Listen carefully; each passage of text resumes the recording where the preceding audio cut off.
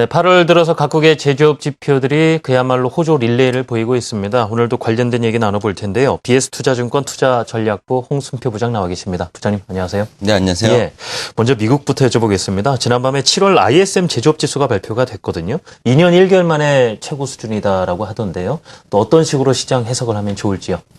예, 뭐 전반적으로 우리나라 산업 생산 활동 동향을 통해서도 나타났지만은 아직까지 실물 제조업 지표들은 그다지 큰 폭으로 개선되는 그런 모습이 나타나지 않고 있는 것이 글로벌 제조업의 그런 현 모습이라고 볼 수 있겠는데요. 예. 하지만 최근에 뭐 간밤 나타난 미국의 ISM 제조업 지수를 비롯해서 유로존 그리고 중국 이런 주요국들의 제조업 서베이 지표, 그러니까 실물 경기에 대한 어느 정도 선행성을 갖는 서베이 지표들 자체는 큰 폭으로 또는 예상치를 상회하면서 상대적으로 양호한 그런 모습을 보여주면서 향후 기대를 가질만 하겠네요. 향후 실물 그 제조업 경기에 대한 그런 기대감을 갖게 해주었다는 점이 상대적으로 좀 긍정적일 수 있습니다.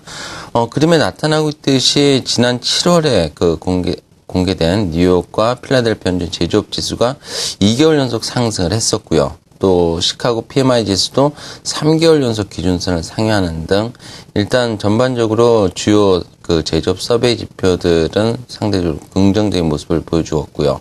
또 간밤 공개된 7월 ISM 제조업 지수 자체도 이미 지난달에 공개된 주요 제조업 지수와 크게 다르지 않은 결과를 공개를 했습니다. 우선 좀 살펴보게 되면 7월 ISM 제조업 지수는 55.4포인트를 기록을 했습니다. 시장의 컨센서스인 51.5포인트를 크게 상회를 한 수치고요. 또 전월치의 50.9포인트와 비교하더라도 큰 폭으로 상승한 수치라고 볼 수 있습니다.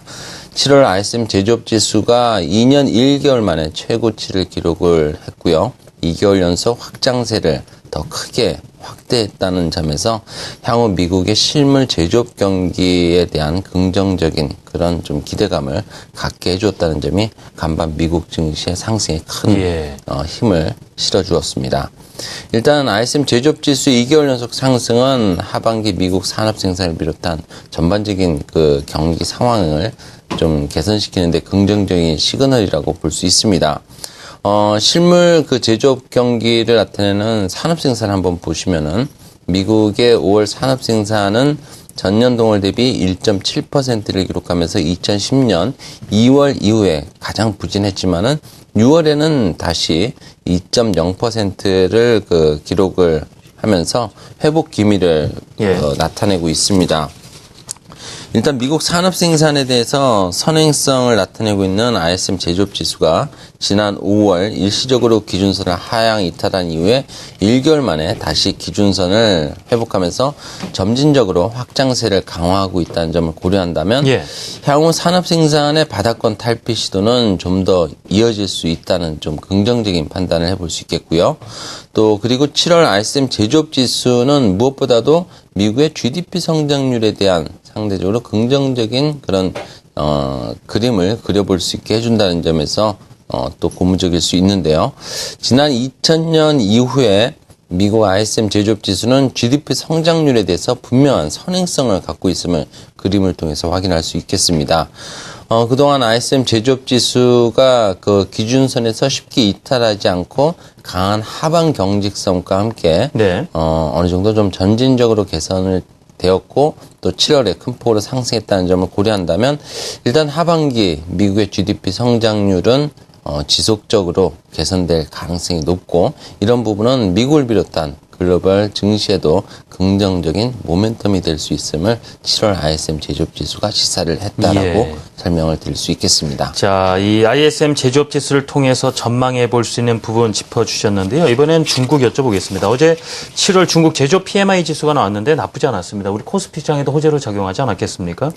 이 국가통계국에서 발표한 제조업 PMI 지수는 좋게 나왔는데 HSBC에서 또 집계한 제조업 PMI 지수는 또 상대적으로 약간 좀 덜 나온 느낌이 듭니다. 이 부분에 대해서도 해석 또 설명이 필요할 듯 보입니다. 어떻습니까? 일단 뭐 중국 제조업 PMI 지수 두 가지 관점에서 볼 수 있는데요. HSBC 그리고 중국 통계국에서 그 집계하는 이 두 가지를 볼 수 있지만은 전반적으로 뭐 단기간에 그런 좀 등락에서는 차이가 있을 수 있겠지만은 그 방향성에서는 추세적으로 본다면 크게 다르지 않다라고 설명을 드릴 수 있을 것 같습니다. 그렇군요. 일단 미국 제조업 지수가 견조하게 추이를 하고 있고 또 유로존의 그 제조업 PMI 지수가 2년 만에 기준선을 만회하면서 유로존 제조업 경기가 확장 국면에 들어섰음을 시사를 하고 있습니다. 반면에 미국과 유로존에 비해서 중국 제조업 경기는 아직까지는 좀 뚜렷한 개선 그 흐름을 나타내고 있다는 판단을 하긴 좀 어려운 부분들이 분명히 있습니다. 예. 이미 HSBC에서 집계하는 중국 제조업 PMI 지수는 3개월 연속 기준선을 밑돌면서 현재 중국 제조업 경기의 위축 흐름이 지속되고 있음을 그 시사를 하고 있습니다. 그리고 어제 공개된 중국 국가통계국의 7월 제조업 PMI 지수도 50.3포인트를 기록하면서 일단은 예상을 상회를 했고 11개월 연속해서 기준선을 상회를 했지만 여전히 기준선을 하회할 가능성을 배제할 수 없는 수준에서 추이하고 있다는 점에 주목을 해볼 필요가 있어 보입니다. 그렇지만 2005년 이후에 중국 제조업 PMI 지수는 매년 5월과 6월 그리고 7월에 전월 대비해서 하락하는 경향을 보이는 등 5월부터 7월까지는 다분히 좀 중국 제조업의 비수기라는 점을 나타내고 있습니다. 뭐 이런 부분들을 좀 특징들을 고려한다면 어제 7월 제조업 PMI 지수의 공개 결과는 나쁘지 않다라고 판단을 해볼 수 있습니다. 특히 8월 이후에 중국 제조업 경기 둔화 우려감은 현재보다는 더 완화될 것이라는 전망을 해볼 수 있습니다. 우선 중국 제조업의 비수기인 5월에서부터 7월 이후에 계절적인 요인에 의해서 지표가 개선될 가능성이 높다라고 볼 수 있고요. 또 그리고 중국 단기금리 급등 흐름이 완화되고 있기 때문에 중국 기업활동 위축으로 이어질 가능성이 낮다는 점도 향후 중국 제조업 경기에 대한 우려감이 완화될 것이라는 좀 예상의 근거가 될 수도 있습니다. 더욱이 지난달 19일에 대출금리 하한선을 철폐한 것도 비금융기업들 입장에서는 자금 조달 비용 하락 요인으로 작용할 수 있고 기업활동 측면에서도 긍정적인 요인이 될 수 있다라고 볼 수 있습니다. 그리고 세 번째로는 하반기 미국과 유럽의 경기 개선에 힘입어서 대외 수요 회복이 분명하게 진행될 수 있다는 점도 중국 제조업 경기에 대한 보다 좀 긍정적인 시각을 갖게 해줄 수 있는 부분이라 볼 수 있습니다. 앞서 살펴본 것처럼 하반기 미국 경기는 상반기보다 분명히 개선될 가능성이 높고 또 프랑스 중앙은행의 그 올 하반기 경기에 대해서 긍정적인 전망을 제시하는 등 유로존 경기 자체도 하반기에는 턴어라운드 할 가능성이 높다는 점, 이런 부분들은 중국 제조업 기업들의 활동을 좀 더 강화시켜 줄 수 있는 모멘텀이 될 수 있기 때문에 일단은 7월 중국 제조업 PMI 지수 예상치를 상회하고 아직까지는 좀 50포인트 선에 근접하는 추이를 하고 있지만은 하반기로 갈수록 확장 국면이 좀 더 강화될 여지가 있다라고 볼 수 있겠습니다. 이 국가통계국에서 발표한 제조업 PMI 지수가 기준선이죠. 이 50선에서 근처에서 맴돌고 있다 보니까 언제든지 기준선을 하회할 가능성은 남아 있다라는 겁니다. 하지만은 지금 말씀해 주신 네 가지 이유를 들어주셨는데요. 대출금리 하한선 철폐라든가 대외 수요 회복 등이 제조업 경기 둔화에 대한 우려만큼은 확실히 하반기에 해소를 해줄 것이다라는 말씀이었습니다.